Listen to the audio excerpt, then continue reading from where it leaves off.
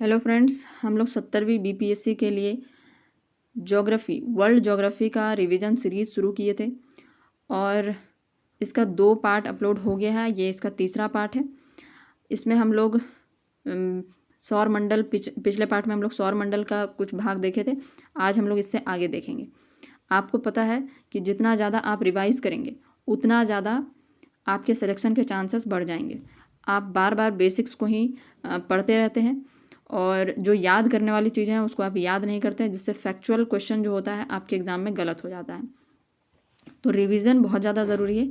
इसलिए अगर आप इस वीडियो सीरीज़ को देखते रह जाते हैं, जितना भी वीडियो सीरीज आता है, आपको वीडियो के साथ साथ ही सारा का सारा जो कॉन्सेप्ट है और जो फैक्ट्स है दोनों ही आपको बहुत अच्छे से याद हो जाएगा। ठीक है, कुछ ही पॉइंट्स ऐसे होंगे जिसको हम बताएंगे कि आपको उसको नोट डाउन कर लेना है, क्योंकि वो बहुत ही ज़्यादा जैसे नंबर्स में फैक्ट्स जो होता है या बहुत कठिन नाम होता है उसको आपको नोट डाउन करना होता है। बाकी चीज़ें आपको खुद ब खुद याद हो जाएगा।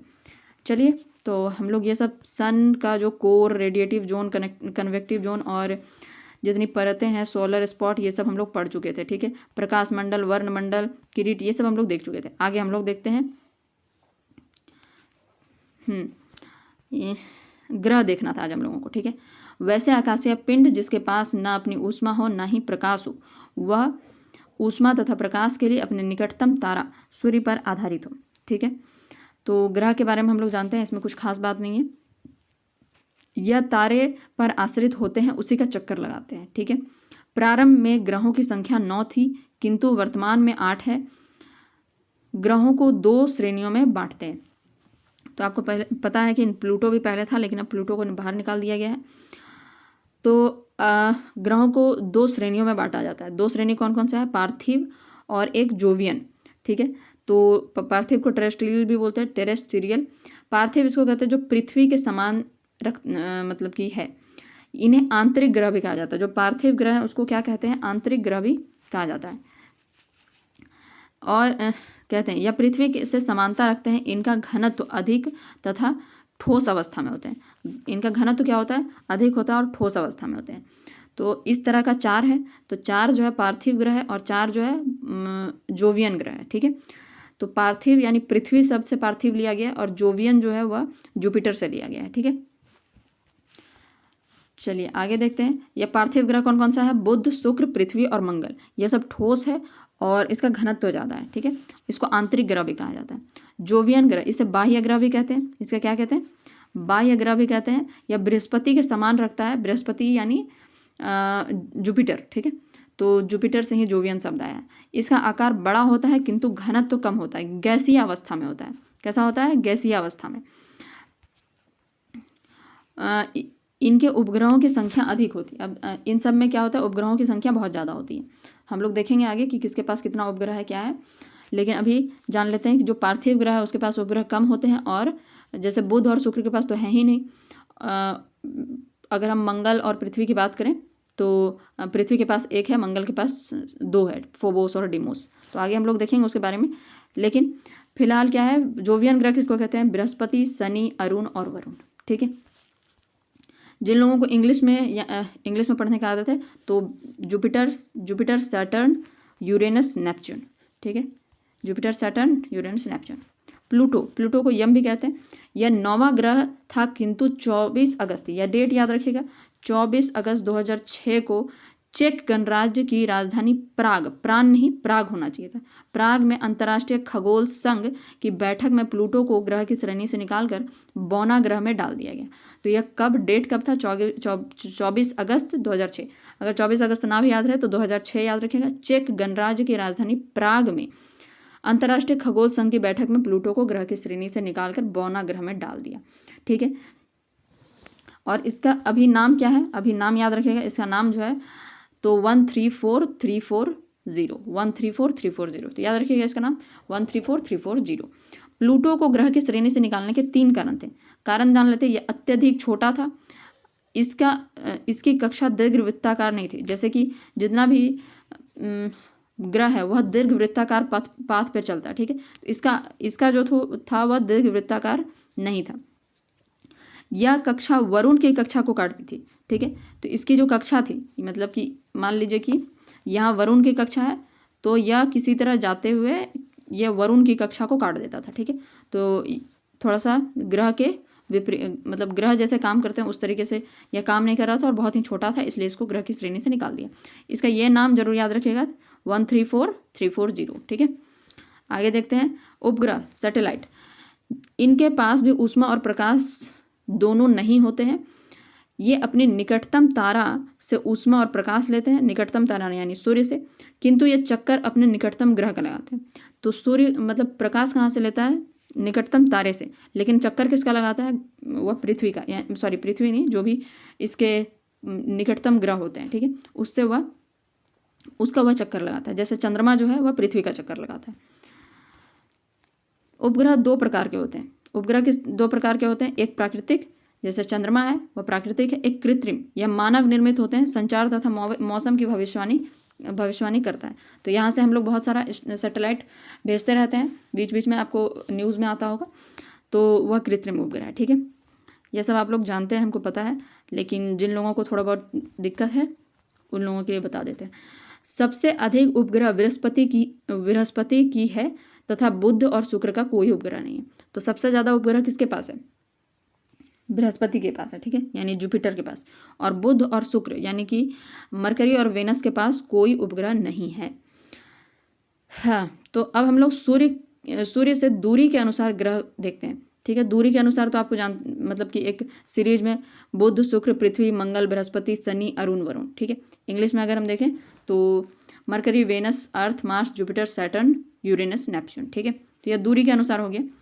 पृथ्वी से दूरी के अनुसार, यह तो सूर्य से दूरी के अनुसार था, पृथ्वी से दूरी के अनुसार जो है, तो सबसे मतलब पृथ्वी है, पृथ्वी से सबसे नज़दीक कौन सा है? शुक्र है। ठीक है, उसके बाद थोड़ा दूर कौन है? मंगल है, उससे ज़्यादा बुध है, फिर बृहस्पति, शनि, अरुण, वरुण। तो आपको सबसे पहले याद रखना है, जैसे यहाँ पृथ्वी है, पृथ्वी नहीं, पहले सूरज बना लेते हैं, यह सूर्य है। ठीक है, तो यहाँ पर बुध है, यहाँ शुक्र है, यहाँ पृथ्वी है, यहाँ मंगल है। ठीक है, तो आप कंफ्यूज हो जाएंगे कि पृथ्वी से नज़दीक कौन सा है, ये नज़दीक है कि ये नज़दीक है? तो शुक्र नज़दीक है। ठीक है, ये वेनस जो है वह नज़दीक है, फिर मंगल यानी मार्स जो है उससे ज़्यादा दूर है।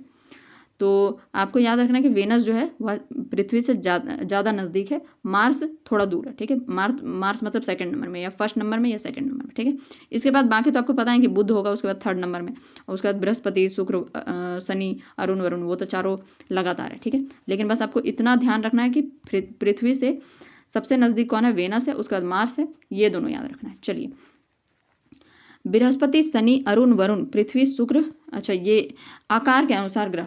ठीक है, आकार किसका कितना बड़ा है उसके अनुसार। तो सबसे बड़ा कौन सा होगा? जुपिटर यानी बृहस्पति, फिर शनि, फिर अरुण और वरुण। तो उधर तो लगातार है, मतलब कि पृथ्वी, बृहस्पति, शनि, अरुण, वरुण, यानी जुपिटर, सैटर्न, यूरेनस, नेपच्यून।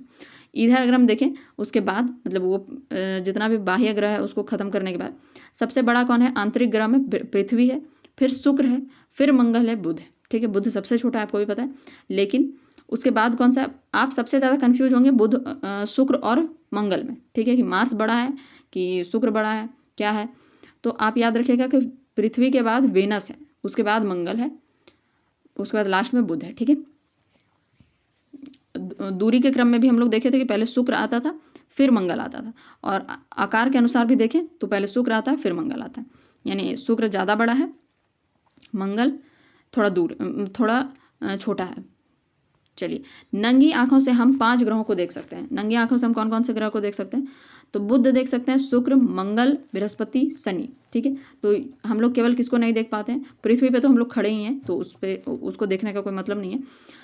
तो अरुण और वरुण जो है वो हम लोग नहीं देख सकते हैं। उल्टा घूमने वाला ग्रह कौन है? उल्टा घूमने वाला ग्रह जो है वह शुक्र है और वरुण है। कैसे याद रखिएगा आप? इधर से भी अगर आप जाएंगे तो दूसरा नंबर, जैसे मान लीजिए हम 8 ग्रहों का नाम लिखते हैं, 1 2 3 4 5 6 7 8। ठीक है, अगर आपको दिखाई दे रहा तो ये है शुक्र और ये है अरुण। ठीक है, तो इधर से भी लास्ट से भी दूसरा और शुरुआत से भी दूसरा, तो ये दोनों जो है यह उल्टा घूमने वाले, यानी कि सारा जो ग्रह है वह पश्चिम से पूरब घूमता है, ये पूरब से पश्चिम घूमता है। ठीक है, चलिए अगला क्या है? सर्वाधिक घनत्व पृथ्वी का तथा कम घनत्व शनि का है। तो सबसे कम घनत्व किसका है? शनि का है। शनि यानी सैटर्न का, और सबसे ज़्यादा घनत्व तो किसका है? पृथ्वी का है। सबसे बड़ा उपग्रह सबसे बड़ा उपग्रह बृहस्पति का गैनीमेड है, और सबसे छोटा उपग्रह मंगल का डिमोस है। तो मंगल में दो उपग्रह हैं, डिमोस और फेबोस और डिमोस, ठीक है। तो डिमोस सबसे छोटा है और बृहस्पति का गैनीमेड है, ठीक है। बृहस्पति का जो सबसे बड़ा है गैनीमेड, वह पूरे सौर मंडल में सबसे बड़ा उपग्रह गैनीमेड ही है, और पूरे सौर मंडल में सबसे छोटा कौन सा है? मंगल के पास डिमोस, ठीक है। तो याद रखिएगा।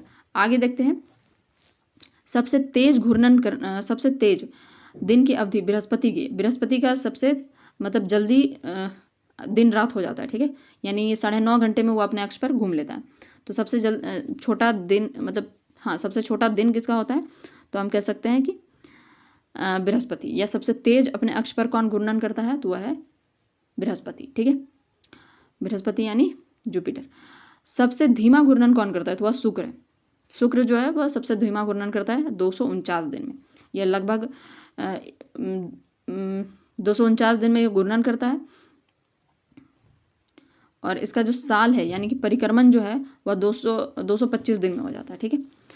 चलिए, भोर तथा सांझ का तारा। भोर तथा सांझ के समय प्रकाश कम रहता है, जिस कारण सूर्य से जब प्रकाश आता है तो बुध तथा शुक्र से प्रकाश टकराकर परिवर्तित हो जाता है।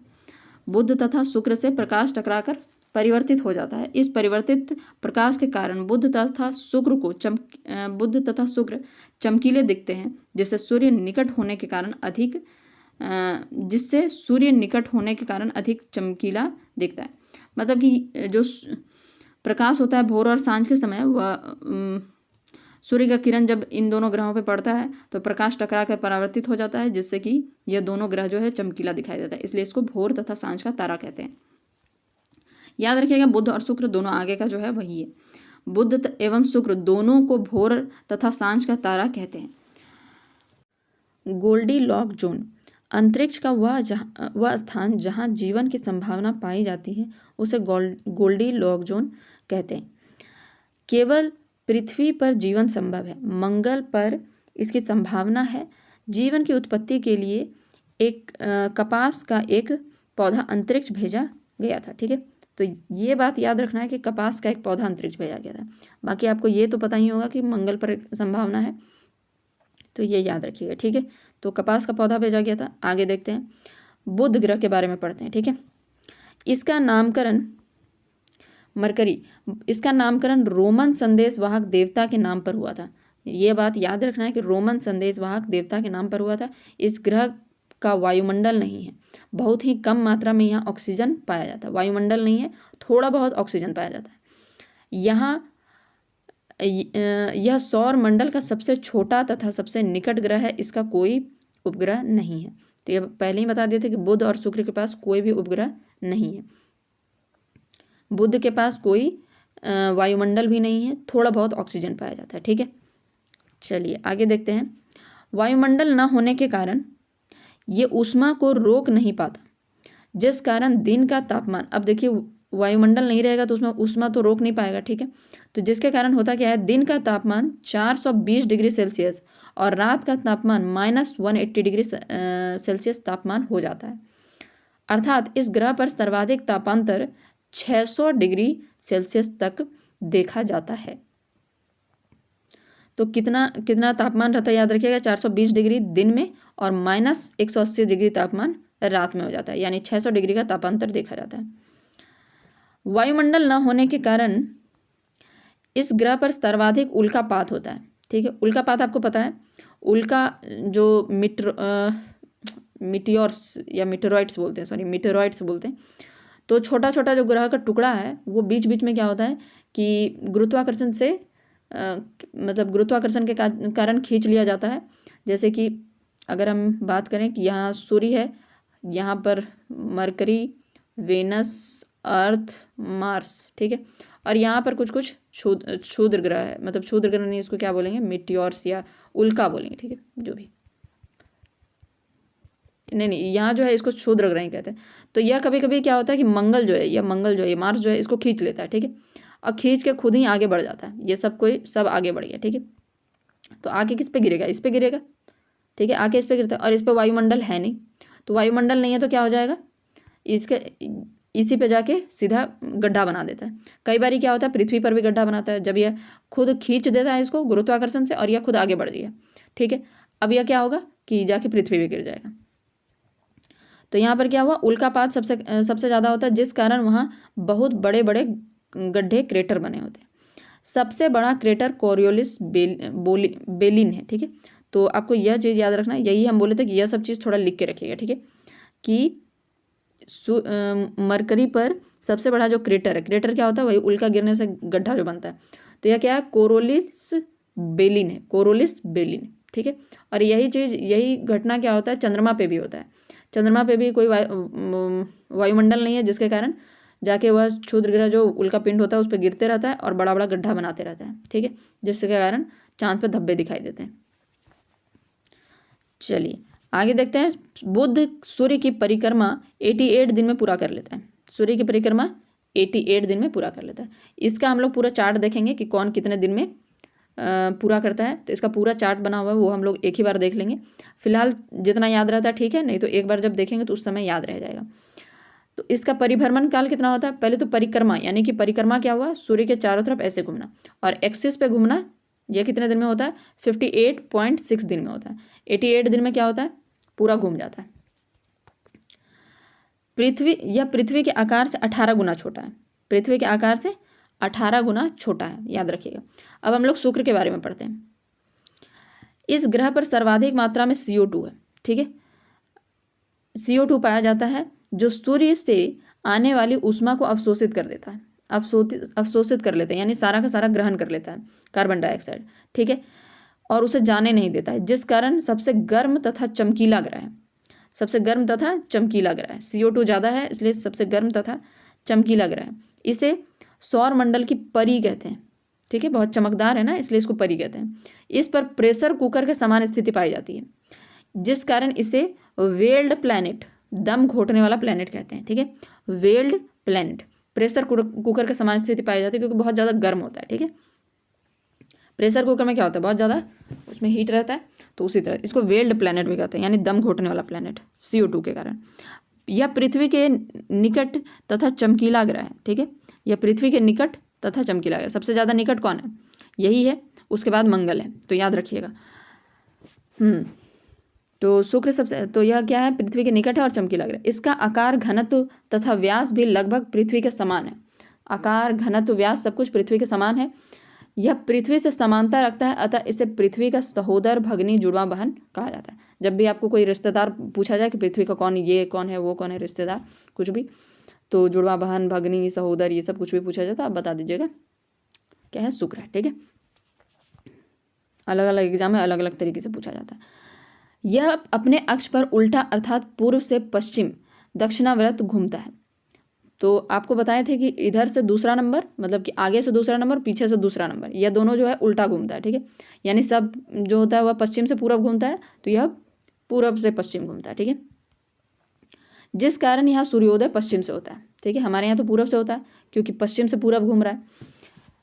यह अपने अक्ष पर 243 दिन में घूर्णन कर लेता है, यानी एक दिन इसका कितना होता है, 243 दिन का। ठीक है, हमारे यहाँ 243 दिन होगा और शुक्र पे एक दिन होगा। ठीक है, जबकि सूर्य की परिक्रमा, यह जो सूर्य की परिक्रमा है वह 225 दिन में पूरा करता है, यानी कि साल इन लोगों का, इस ग्रह पर जो साल होता है वह छोटा होता है दिन की अपेक्षा। ठीक है, क्योंकि 243 दिन में तो घूर्णन कर रहा है और परिक्रमा कर रहा है 225 दिन में, तो ये थोड़ा सा अलग बात है इसमें।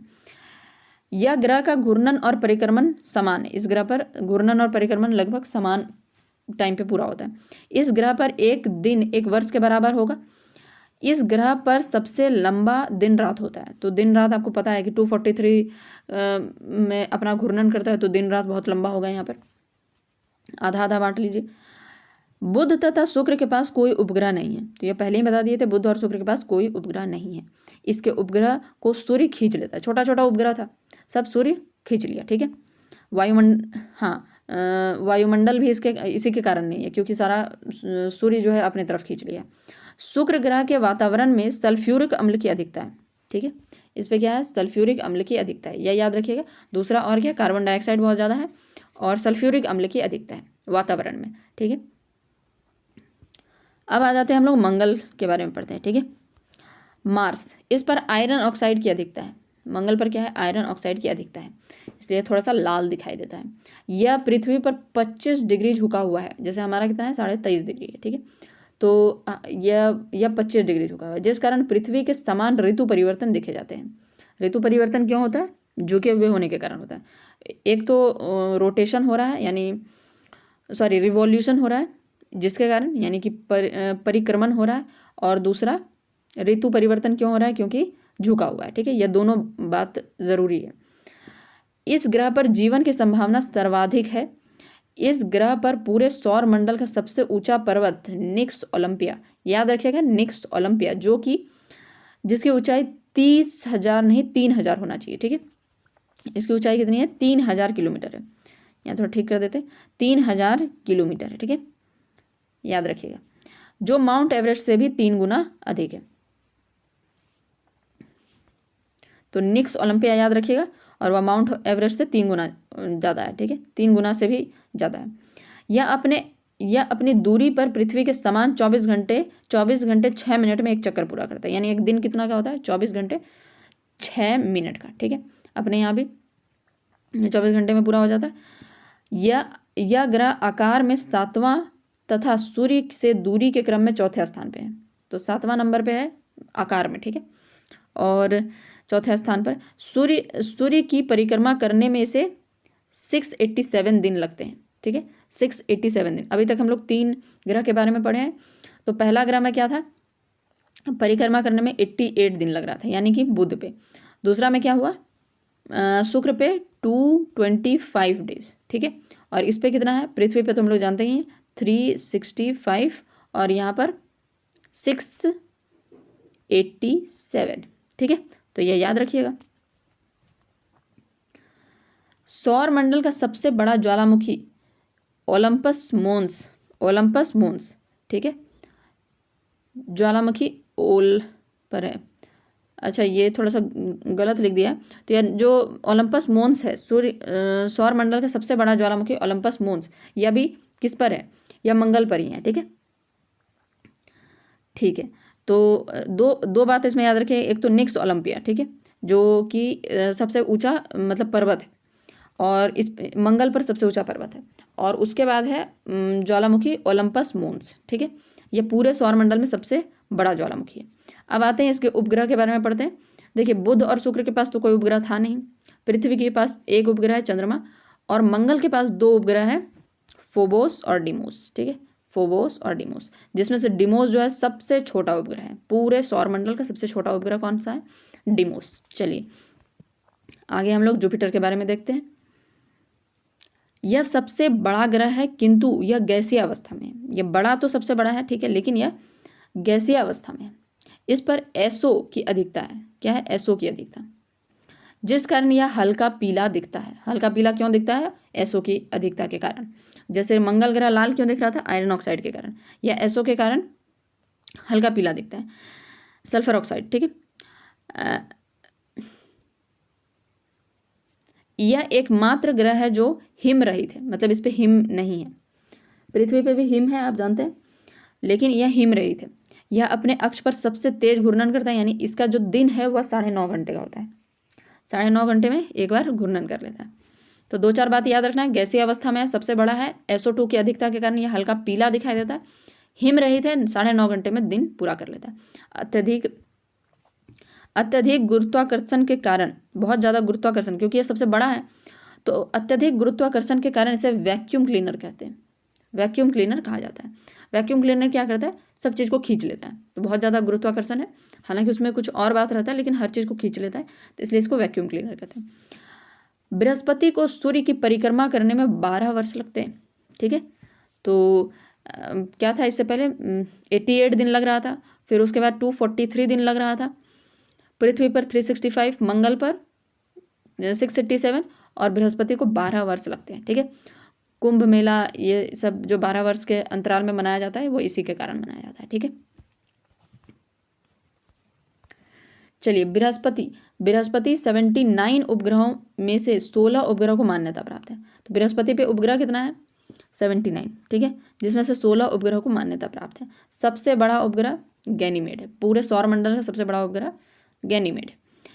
गैनीमेड, क्लिस्टो, लो तथा यूरोपा इस तरह के सबसे बड़े बड़े उपग्रह हैं। तो ये सब याद रखिएगा, ये सब कहाँ का है? यह सब बृहस्पति का है। गैनीमेड, क्लिस्टो, लो, यूरोपा, ठीक है। आगे देखते हैं। बृहस्पति की अत्यधिक विशालता के कारण इसे तारा सदस्य कहा जाता है। यानी कि बहुत, तारा क्या होता है? बहुत बड़ा होता है। तो इसकी भी अत्यधिक विशालता के कारण इसको तारा सदस्य यानी तारा के तरह का ग्रह कहा जाता है, ठीक है। इसके वायुमंडल में हाइड्रोजन तथा हीलियम की अधिकता होती है। हाइड्रोजन तथा हीलियम की अधिकता होती है। इसके वायुमंडल में हाइड्रोजन तथा हीलियम की अधिकता होती है, ठीक है। तो जैसे कि क्या था कि बुध में वायुमंडल था ही नहीं, थोड़ा बहुत ऑक्सीजन पाया जाता था। शुक्र में क्या था कि CO2 की मात्रा बहुत ज़्यादा थी, ठीक है। और दूसरा हाँ, पृथ्वी पर तो सब कुछ पाया जाता है, ठीक है। ऑक्सीजन मतलब कि सॉरी नाइट्रोजन, वातावरण वायुमंडल में क्या है? नाइट्रोजन की बहुत अधिक मात्रा पाई जाती है पृथ्वी पे। उसके बाद मंगल पर क्या था? मंगल पर SO की मात्रा बहुत ज़्यादा थी। नहीं, SO की मात्रा मंगल पर नहीं, मंगल पर क्या था? देख लेते हैं एक बारी। मंगल पर आयरन ऑक्साइड बहुत ज़्यादा थी, ठीक है। और उसके बाद जुपिटर पर क्या है? SO की मात्रा अत्यधिक है। और उसके वायुमंडल में क्या है? सबसे ज़्यादा हाइड्रोजन तथा हीलियम की बहुत ज़्यादा अधिकता है, ठीक है। बृहस्पति का पलायन वेग सौर मंडल का सर्वाधिक अर्थात 56.9 किलोमीटर प्रति सेकंड होता है।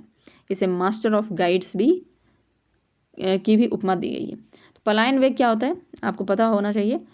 पलायन वेग होता है जब पृथ्वी के वायुमंडल से किसी भी चीज़ को बाहर निकलना होता है तो वह कितने वेग से निकले कि पृथ्वी उसको अपनी तरफ आकर्षित ना कर पाए, खींच ना पाए, ठीक है। तो जैसे हमारा अगर हम कहें कि पलायन वेग कितना है तो वह 11 किलोमीटर प्रति सेकंड के हिसाब से है, ठीक है। लेकिन बृहस्पति का कितना है? तो 56 किलोमीटर प्रति सेकंड, ठीक है। सबसे सौर मंडल में सबसे ज़्यादा। मास्टर ऑफ गाइड्स कहते हैं, पूछा जा सकता है मास्टर ऑफ गाइड्स की उपमा किसे दी गई है? तो बृहस्पति को। यह तारा एवं ग्रह दोनों के गुण से युक्त है क्योंकि इसके पास स्वयं की रेडियो ऊर्जा है और इसके वायुमंडल में हाइड्रोजन, हीलियम, मीथेन एवं अमोनियम गैस पाई जाती है। इसलिए बृहस्पति को लघु सौर तंत्र भी कहते हैं। तो इसके अंदर दोनों गुण हैं, पृथ्वी का मतलब कि ग्रह का भी गुण है और तारा का भी गुण है। ग्रह का क्यों है? तारा का क्यों है? क्योंकि इसके पास स्वयं की ऊर्जा है, रेडियो ऊर्जा। यह वायुमंडल में hydrogen, helium, methane, iodine gas पाए जाते हैं, इसलिए बृहस्पति को लघु सौर तंत्र भी कहा जाता है। नासा द्वारा बृहस्पति के अध्ययन के लिए 2011 में जूनो नामक अंतरिक्ष यान भेजा गया था। तो याद रखिएगा 2011 में बृहस्पति के लिए जूनो नामक अंतरिक्ष यान, ठीक है। जैसे अभी चंद्र मिशन और पता नहीं बहुत सारा ल्यूनेक्स और इस तरह का मिशन भेजा जा रहा है। तो हो सकता है आपसे यह सवाल में पूछ लिया जाए कि बृहस्पति में कौन सा मिशन भेजा गया था? तो जूनो मिशन 2011 में। शनि के बारे में पढ़ते हैं। यह सबसे कम घनत्व वाला ग्रह है, ठीक है। सबसे कम घनत्व किसका है? शनि का है। सबसे ज़्यादा घनत्व किसका है? पृथ्वी का है, ठीक है। सबसे ज़्यादा गर्म ग्रह कौन है? तो वह है शुक्र। सबसे ज़्यादा ठंडा कौन है? अरुण और वरुण, ठीक है। तो याद रखिएगा सब फैक्ट्स, सिंपल फैक्ट्स है पर कंफ्यूज हो जाता है कभी कभी एग्जाम में। तो शनि ग्रह का सबसे कम घनत्व है, कितना घनत्व है?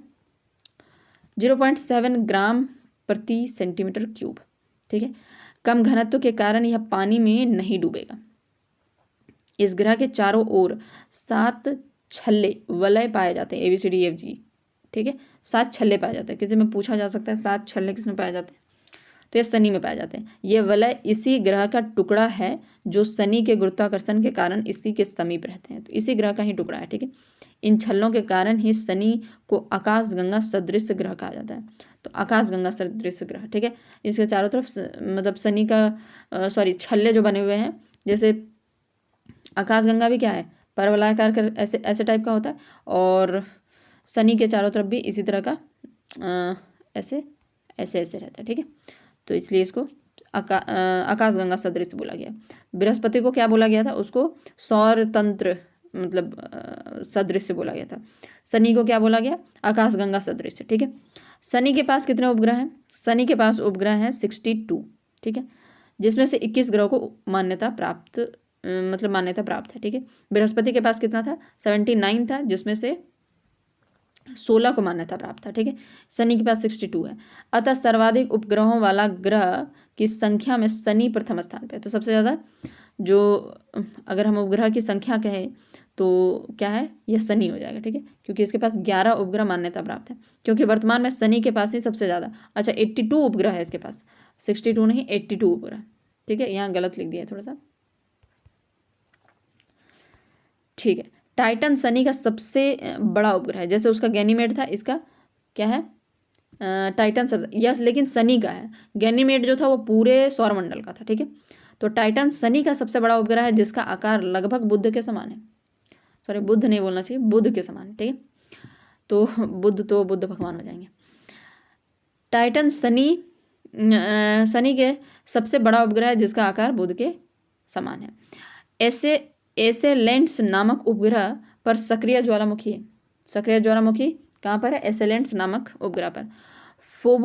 फोबो उपग्रह शनि के अन्य उपग्रहों की अपेक्षा विपरीत दिशा में परिभ्रमण करती है, विपरीत दिशा में परिभ्रमण करते हैं। तो टाइटन जो है शनि का सबसे बड़ा उपग्रह है। ज्वालामुखी, सक्रिय ज्वालामुखी किस पे है, एसेलेंट्स पे है। फोबो उपग्रह जो है वह विपरीत दिशा में चलता है, यानी कि सब पश्चिम से पूरब चलता है तो वह पूरब से पश्चिम चलता है। ठीक है, तो यह सब याद रखिएगा। अगला देखते हैं। लगभग प्रत्येक 14.7 वर्ष में एक खगोलीय घटना में शनि के छल्ले कुछ समय के लिए विलुप्त हो जाते हैं, कुछ समय के लिए लुप्त प्रतीत होते हैं। प्रतीत होता है, लुप्त होता नहीं है, प्रतीत होता है। ठीक है, तो यह कब कितने वर्ष में होता है, 14.7 वर्ष में लगभग। ठीक है, जिसे रेड क्रॉसिंग कहा जाता है। आपसे पूछा जा सकता है रेड क्रॉसिंग क्या होता है, तो ये शनि के छल्ले जो होते हैं वो लुप्त हो जाते हैं कितने वर्ष में, 14.7 वर्ष में, तो इसे रेड क्रॉसिंग कहा जाता है। इसके वायुमंडल में बृहस्पति के समान बहुत सी गैसें पाई जाती है, इस कारण इसे गैस का गोला भी कहते हैं। ठीक है, तो यह बृहस्पति के समान ही इस पर बहुत सारा गैस का गोला, गैस पाया जाता है, जिसके कारण इसे गैस का गोला कहते हैं। चलिए यूरेनस देखते हैं हम लोग। इसे अक्ष पर अत्यधिक झुकाव के कारण लेटा हुआ ग्रह है। जैसे अपना ग्रह जो है वह 23.5 डिग्री झुका हुआ है, उसके बाद जो मंगल है वह 25 डिग्री है, लेकिन यह इतना ज़्यादा झुका हुआ है कि इसको लेटा हुआ ग्रह कहते हैं। द्वितीय लेटा हुआ ग्रह शुक्र को कहते हैं। ठीक है, तो यूरेनस और शुक्र में बहुत ज़्यादा समानता है। ठीक है, आपको पता है कि दोनों पहली बात तो पूरब से पश्चिम घूमता है। ठीक है, विपरीत दिशा में घूमता है। दूसरा क्या है, यूरेनस भी और शुक्र भी दोनों लेटा हुआ ग्रह कहलाता है। ठीक है, पहला है यूरेनस और दूसरा है शुक्र। ठीक है, दूसरे नंबर पर शुक्र है। इसे आधुनिक ग्रह भी कहते हैं। इसे क्या कहते हैं, यूरेनस को आधुनिक ग्रह भी कहते हैं। उस पर मीथेन की अधिकता होने के कारण यह हरा दिखता है। ठीक है, तो मीथेन की अधिकता है इसलिए वह कैसा दिखता है, हरा दिखता है। याद रखिएगा, हरा दिखता है मीथेन की। जैसे मंगल था आयरन ऑक्साइड के कारण लाल दिखता था, उसी तरह यूरेनस जो है वह मीथेन की अधिकता के कारण हरा दिखता है। यह अपने अक्ष पर उल्टा घूर्णन करता है। तो बताए थे कि यह पश्चिम से पूरब नहीं, पूरब से पश्चिम घूमता है। ठीक है, इसलिए यहाँ पर सूर्योदय जो है पश्चिम में होता है। यह आकार में तीसरा बड़ा ग्रह है, दूरी में 7वां है। ठीक है, इस ग्रह के बाहर 5 वलय हैं। जैसे शनि के पास 7 थे तो अरुण के पास 5 वलय है। ठीक है, इसके 27 अज्ञात उपग्रह हैं, जिसमें ट्रिटेनिया सबसे बड़ा उपग्रह है। ठीक है, तो गैनीमेड बृहस्पति का, उसके बाद शनि का हम लोग क्या देखे थे, शनि का सबसे बड़ा उपग्रह था, क्या था, एक बार देख लेते हैं, टाइटन था। ठीक है, टाइटन था, इस पे ट्रिटेनिया है। तो अरुण का कौन सा है, ट्रिटेनिया 27 अज्ञात उपग्रह है, जिसमें ट्रिटेनिया सबसे बड़ा है। अरुण ग्रह की खोज सर विलियम हर्सेल ने 13 मार्च 1781 में किया था। ठीक है, 13 मार्च 1781 में विलियम हर्सेल ने। ठीक है, यह अपने अक्ष पर इतना झुका हुआ है, लगभग 82 डिग्री झुका हुआ है, जिसके कारण यह लेटा हुआ दिखाई देता है। आगे देखते हैं नेपच्यून के बारे में। यह सबसे दूरी पर स्थित ग्रह है। यह सूर्य की परिक्रमा लगभग 164 वर्ष में करता है। कितने वर्ष में, 164 वर्ष में। इस पर भी मीथेन की अधिकता है जिसके कारण यह नीला दिखता है और यह अरुण का भाग इसे कहते हैं। ठीक है, क्योंकि अरुण भी मीथेन के कारण हरा दिखता था, तो यह भी वरुण भी हरा दिखता है, इसलिए इसको अरुण का भाग कहते हैं। इस पर 13 अज्ञात उपग्रह हैं। अरुण पर कितना था? 27 था। ठीक है, 13 अज्ञात उपग्रह हैं जिसमें ट्राइटन प्रमुख है। ठीक है, तो अब तीनों का याद रखिएगा, शनि का टाइटन, अरुण का ट्रिटेनिया और वरुण का ट्राइटन। ठीक है, टाइटन और ट्राइटन में कंफ्यूज नहीं होना, पहला टाइटन, ट्रिटेनिया और ट्राइटन। ठीक है, तो ट्राइटन पर उष्णोत्स का प्रमाण मिलता है, यानी गीजर का प्रमाण मिलता है। ठीक है, ट्राइटन पर किसका प्रमाण मिलता है? गीजर का, उष्णोत्स का। ठीक है, यानी ज्वालामुखी जब बुझ जाता है तो उसके बाद उसमें से पानी वानी निकलता है ना अंदर से, तो उसी को गीजर कहते हैं। ठीक है, तो ट्राइटन पर उष्णोत्स का प्रमाण मिलता है। इसकी खोज 1846 में जॉन गार्ले ने किया था। जैसे अरुण का क्या था? हर्सेल ने किया था, अगर हम गलत नहीं बोले, विलियम हर्सेल ने कहा था। ठीक है, ये सब नाम थोड़ा सा ना आप याद रखिए। ठीक है, इसको नोट डाउन कर लीजिए। विलियम हर्सेल ने 13 मार्च 1781 में किया था। और ये सब चीज़ जो है, एक दो जो नाम वाला चीज़ है या डेट वाला चीज़, उसको नोट डाउन कर लीजिए। लास्ट टाइम में थोड़ा सा एक दो बार देख के जाइएगा तो याद रहेगा। ठीक है, तो आगे हम लोग देखते हैं ट्राइटन क्या है, ये हम लोग देख लिए।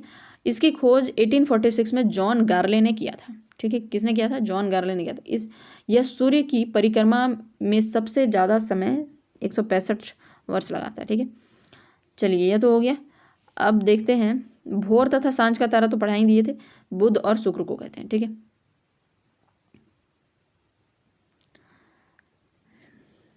चलिए तो यह हो गया।